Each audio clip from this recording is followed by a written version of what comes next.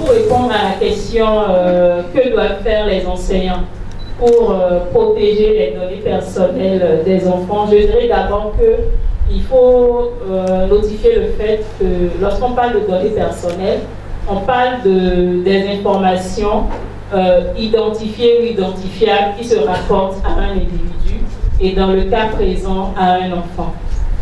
Alors, les enseignants peuvent par exemple faire de l'éducation à la vie privée. Et ici, lorsque nous parlons d'éducation à la vie privée, nous parlons des sensibilisations au concept de vie privée, parce que la vie privée et les données personnelles ont forcément un lien. En tant qu'enfant, lorsque je sais que je dois protéger ma vie privée, notamment via le numérique, je sais par ricochet que je dois également protéger mes données personnelles qui sont identifiables même des années après. Il nous est déjà arrivé de voir des présidents, je vais dire africains, et se faire identifier en arrière 15 ou 20 années par des images, je dirais, pas très bonnes. Donc, les enseignants doivent par exemple expliquer aux élèves l'importance de protéger les informations personnelles et les conséquences potentielles d'une divulgation inappropriée. Je retourne à l'exemple, par exemple, des présidents africains dont les images ont été divulguées sur les réseaux sociaux d'une manière inappropriée, pour dire que la maîtrise du contenu des informations à mettre sur le net, je pense que tous les enfants n'en ont pas encore conscience. Donc ce rôle-là revient aux enseignants, mais si nous devons parler durablement, nous allons dire à proprement parler que c'est un rôle qui revient également aux parents. Parce que déjà en période ordinaire, les enfants passent du temps à l'école, mais pendant les vacances, les congés, les week-ends, ils passent plus de temps avec nous, les parents, même si je dois reconnaître que les enseignants sont également des parents. Donc là, on se comprend. Les enseignants peuvent également expliquer aux élèves l'utilisation responsable de la technologie. Ici, je parle d'utilisation responsable de la technologie parce que nous savons qu'aujourd'hui, il y a plusieurs avancées en termes d'éducation qu'on offre à la communauté. Il y a des écoles, quand je prends par exemple, je ne vais pas mentionner le nom des écoles ici, mais il y a des écoles qui sont très avancées et qui proposent même à leurs élèves, à leurs apprenants, d'amener des tablettes à l'école. Et c'est pour faire peut-être des exercices de mathématiques, des exercices d'anglais. Comme ça, pendant ce temps-là, l'enfant n'est pas encadré par ses parents, mais il est encadré par l'enseignant à l'école.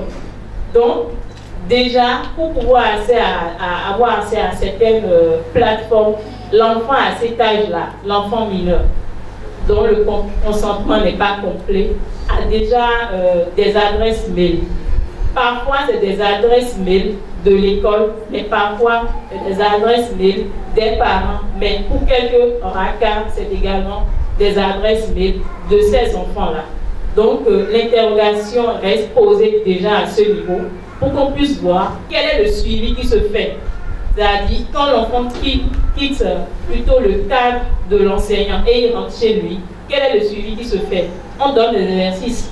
Et l'enfant à la maison va encore utiliser les tablettes pour faire l'exercice. Il doit avoir la connexion pour faire l'exercice. Est-ce que le parent que je suis est disponible pour veiller à l'encadrement de l'enfant en ce moment-là? Parce qu'il faut dire que c'est surtout pendant ce temps-là que naissent les déviances. J'évoluerai en abordant la question dans le sens de la sécurisation des données. Et à ce niveau, je parlerai par exemple de la gestion des données personnelles, pour dire que les enseignants doivent veiller à ce que les données personnelles des élèves soient collectées, stockées et traitées de manière sécurisée. Et là, j'ajoute les enseignants, oui, mais les responsables d'établissement également, et le ministère de l'enseignement maternel et primaire ou de l'enseignement secondaire également. Aujourd'hui, il y a l'instauration de EducMaster, que j'applaudis, que nous applaudissons, mais je dis que cet outil-là restera durable et profitable de façon positive à l'enfant s'il y a un encadrement autour. un encadrement d'abord, je dis d'abord parce que ça vient de l'État, un encadrement d'abord au niveau étatique. Parce qu'il faut dire que c'est d'abord un outil qui n'est pas directement à la disposition des parents, même si en tant que parents, on nous demande les données avant de les insérer sur cette plateforme-là. Grâce à l'Internet, nous n'achetons plus assez de livres. Nous n'avons plus besoin, comme quelqu'un l'a dit tout à l'heure, de dictionnaire avant de trouver une définition rapidement et avancée. Grâce à l'Internet, tu n'as plus besoin d'aller te faufiler en ville pour aller à la bibliothèque, chercher un gros livre, fouiller avant d'avoir une formule. Tu sais rechercher, tu as automatiquement la formule, comment ça s'utilise et tu avances sur ton travail. Grâce à l'Internet, nous avons aujourd'hui des logiciels qui nous permettent, par exemple, de résoudre plusieurs problèmes. D'accord? Donc, il y a beaucoup de côtés qui nous arrangent au niveau du numérique. Et le côté négatif, pourquoi ça prend sur les enfants? Un enfant n'a pas souvent conscience de ce qu'il doit faire. Un enfant, si tu laisses l'enfant, il peut nager dans l'eau jusqu'à mourir dedans. Mais si tu es un parent conscient, tu vois que ton enfant veut tomber dans l'eau, qu'est-ce que tu vas faire? Tu le secoues. C'est là le rôle des parents, la protection. Et je ne vais pas aller directement sur les parents. Les enseignants doivent comprendre que nous sommes à la base des parents. Et si on me confie, d'accord, une tâche à l'école, encadrer des enfants, ce sont d'abord mes enfants. Et donc c'est l'éducation, la protection. Comment je gère ma famille? C'est de cette façon que je dois gérer les enfants qui sont en face de moi. De ce fait, il faut forcément former d'abord les enseignants, les sensibiliser sur les enjeux liés à la protection des données des enfants. Le deuxième point va concerner quoi? L'intégration dans le programme scolaire. Il est important d'intégrer l'éducation à la sécurité en ligne dans le programme scolaire. Les enseignants peuvent aborder le sujet à travers les discussions en classe, des projets de recherche. D'accord? Il est important que, en fait, le programme que les enseignants veulent dérouler aux enfants, qu'ils prennent en compte, en fait, ce que nous appelons protection des données de l'enfant. Dans ce programme.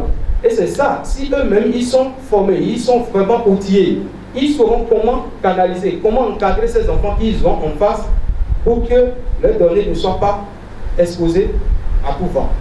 Un autre point va concerner la collaboration des parents.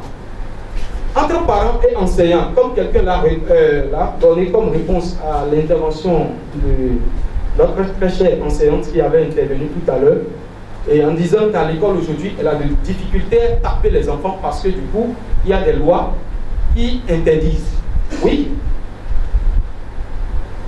elle a des difficultés à taper, mais elle n'a pas de difficulté à inviter les parents, à dialoguer avec les parents, à parler des tendances, d'accord, que nourrissent leurs enfants à l'école. Parce que l'enfant, si nous ne prêtons pas attention à l'enfant, nous allons penser que, bon, c'est comme dans notre temps, il n'y avait personne, comme notre soeur le disait tout à l'heure, il n'y a personne pour nous encadrer, nous. Et c'est voilà, le résultat est là aujourd'hui. Et si nous sommes là, et nous refusons d'encadrer les enfants aussi, d'accord, de les suivre, de les superviser, de faire ce que nous devrons faire, les résultats aussi seront là demain. Ça veut dire qu'au lieu d'aller d'une société, d'accord, qui doit de plus en plus se perfectionner, on ira dans un développement de moins en moins perfectionné. C'est-à-dire, on va se perfectionner dans le mal tous, et les conséquences, c'est nous-mêmes les parents qui suivirons. Comme la soeur le notifiait tout à l'heure, nous, quand nous serons aussi vieux ou vieilles, nous n'allons pas jouir de nos enfants.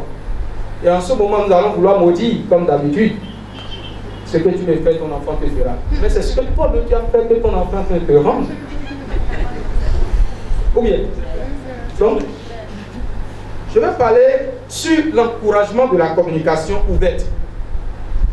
J'étais très content de l'intervention de mon frère Caleb tout à l'heure, quand il disait que quand on parle à nos parents, sous l'effet de la colère, ils reversent tout sur la table. Vous savez, quelqu'un qui ne sait pas maîtriser sa colère, c'est quelqu'un qui n'est pas responsable et qui n'est pas digne d'être respecté. Parce que si nous manquons de respect à nos enfants, en retour, ils vont nous manquer de respect. L'enfant qui refuse de se confier à ses parents, ce n'est pas la faute de l'enfant. C'est moi, papa ou bien maman, qui dois m'interroger pourquoi mon enfant refuse. Ou bien moi, le maître, je vais m'interroger pourquoi cet élève refuse de collaborer. Est-ce parce que je le gère d'une manière vraiment avec manque d'amour ou quoi? Donc, entre enseignant et élève, il doit y avoir d'étroites communications. C'est-à-dire, nous devons apprendre à écouter les enfants. Quand moi je parle aussi aujourd'hui devant vous, je ne serai pas content si vous ne m'écoutez pas. Je ne sais pas si vous voyez. De même si votre enfant commence par se confier, votre élève commence par vous parler, vous n'avez pas le temps de l'écouter. Mais, un d'eux, il ne va plus vous parler. Alors que la communication, vous voyez, avec moi, la communication va permettre à l'enfant, d'accord, de pouvoir parler, de pouvoir dire en fait ce qu'il est en train de voir, les difficultés qu'il rencontre sur l'internet. Ah, je suis tombé sur telle chose. Est-ce que c'est bon? Est-ce que c'est utile? Ah non, c'est pas bon. Ceci a telle conséquence. Ah, je suis en train de tenter d'aller sur tel site. Non, on ne dit pas parce que. C'est la communication qui permet tout ça. Donc l'enseignant et son élève, ils doivent avoir un courant de communication ouverte. Un environnement numérique est un environnement créé grâce à un ordinateur. Au début, de tels environnements se limitaient à la surface de l'écran de l'ordinateur, ce qui n'est plus le cas de nos jours. Ce thème englobe les interfaces smartphones, tablettes, ordinateurs, téléviseurs, ainsi que les réseaux qui transportent les données. Alors, pour répondre à la question, existe-t-il un programme de formation pour les enseignants sur ce sujet? Je dirais oui. Il existe bel et bien un programme de formation pour les enseignants sur ce sujet. Alors, il y avait eu deux ateliers qui ont été organisés, deux ateliers de formation hybride qui ont été organisés ayant pour objectif de former des formateurs d'enseignants à l'utilisation des ressources numériques à des fins purement pédagogiques. La première session s'est déroulée le 1er au 5 mars 2021 à Grand Popo au Bénin.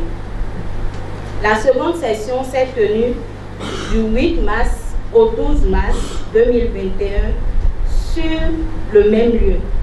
Et le thème qui était à l'ordre du jour en ce temps, c'était repenser les modules de formation à l'aide du digital. L'atelier avait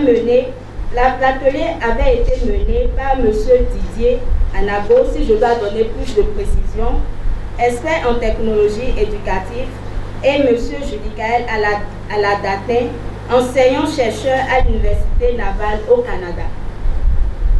Était présent aussi M. André Adanrossi, le secrétaire général du ministère des enseignements secondaires, techniques et de la formation professionnelle. Et ce dernier avait mis un accent particulier sur l'importance des TIC en milieu pédagogique et aussi à l'intégration du numérique dans le milieu scolaire.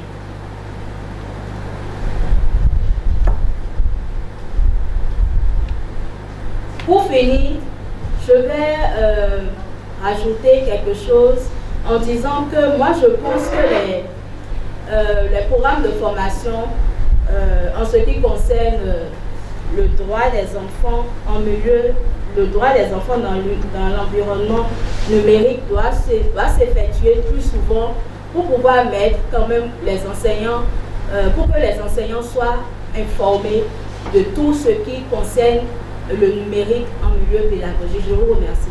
Merci beaucoup. Je vais évoluer en abordant le deuxième pan de la question qui m'a été adressée, en parlant beaucoup plus de la communication ouverte. Il ne faudrait pas que nous confondions la restriction des droits des enfants et la porte ouverte aux cachotteries. Parce que parfois, en voulant établir vraiment une confiance à 100% avec l'enfant, à un moment donné, tu te demandes, mais qu'est-ce qu'il faut lui autoriser, qu'est-ce qu'il faut lui refuser. Et ça arrive lorsque déjà vous partagez déjà beaucoup de choses, il se confie à toi. Et parfois, lorsqu'il se confie à toi, tout de suite, tu ne peux pas lui dire ce que tu as dit là, c'est très grave et tu as vraiment fait ça. Parce que tu sais, en tant que parent, que quand tu vas dire ça là, tu ne vas plus entendre la suite de l'histoire. Et c'est un réflexe. Donc, il ne faudrait pas que nous confondions ces deux aspects-là.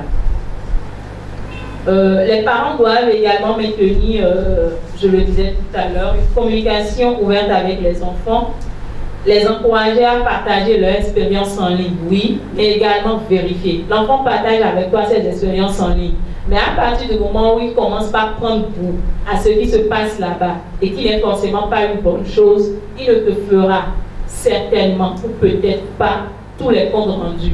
D'où le fait de lier les tablettes de nos enfants à nos portables personnels pour pouvoir avoir quand même un peu la maîtrise jusqu'à ce que l'enfant arrive à l'âge de la majorité civile. Je continue en disant que les parents doivent, par exemple, assurer la supervision et ce qu'on appelle le contrôle parental, pour dire qu'ils doivent surveiller les activités en ligne de leurs enfants. Je veux maintenant aller vers les enseignants pour dire que les enseignants peuvent, si les sessions initiées au niveau des établissements le leur permettent, initier par exemple des discussions sur la sécurité en ligne avec les élèves dans leur programme d'études. Et je finirai en parlant par exemple de la promotion d'un environnement sûr, toujours avec les enseignants, qui doivent créer un environnement bienveillant dans leur classe et établir une relation de confiance. Parce que parfois, certains enfants peuvent, je dis parfois, peuvent se confier plus à leurs enseignants qu'à leurs parents.